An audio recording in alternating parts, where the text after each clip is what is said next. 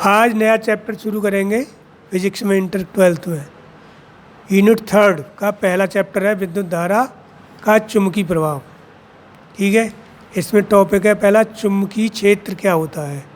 ठीक है, किसी चुंबक के चारों ओर का वह क्षेत्र जिसमें चुंबकीय सुई पर एक बल आघूर्ण आरोपित हो जिससे वह घूमकर एक निश्चित दिशा में ठहरे, तो उसे चुंबकीय क्षेत्र कहते हैं।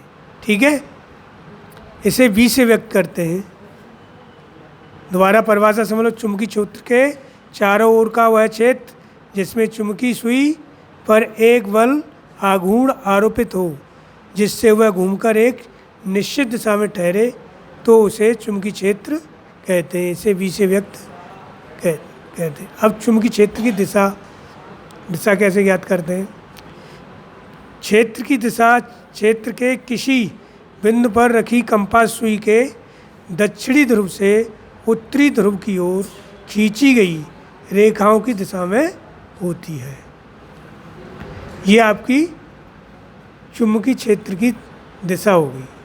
अब आता है चुंबकीय क्षेत्र की तीव्रता। ठीक है, किसी स्थान पर चुंबकीय क्षेत्र के लंबवत रखे इकाई लंबाई के तार में, ठीक है, इकाई लंबाई के तार में या एकांक लंबाई के तार में इकाई धारा प्रवाहित करने पर तार पर कार्यरत बल उस स्थान पर चुंबकीय क्षेत्र की तीव्रता कहलाता है।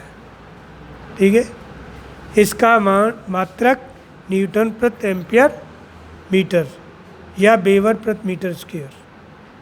अगला आता है बायो सेवर्ट का नियम। ठीक है, अब इसको मैं बायो सेवर्ट का नियम क्या है, देखो इसे समझो। एक AB धारावाही तार है जिसमें I धारा प्रवाहित है और तार को छोटे छोटे खंडों से मिलकर बनाया गया है। ठीक है, इसका हमने तार का एक खंड लिया है, उसका मध्य बिंदु है O। ठीक है, O से R दूरी पर I की दिशा से थीटा कोण बनाता हुआ बिंदु P है। ठीक है, तथा तार के एक खंड की लंबाई डेल्टा L द्वारा P पर चुंबकीय क्षेत्र की तीव्रता B हो, तो B निम्न बातों पर निर्भर करता है। किन किन बातों पर निर्भर करेगा।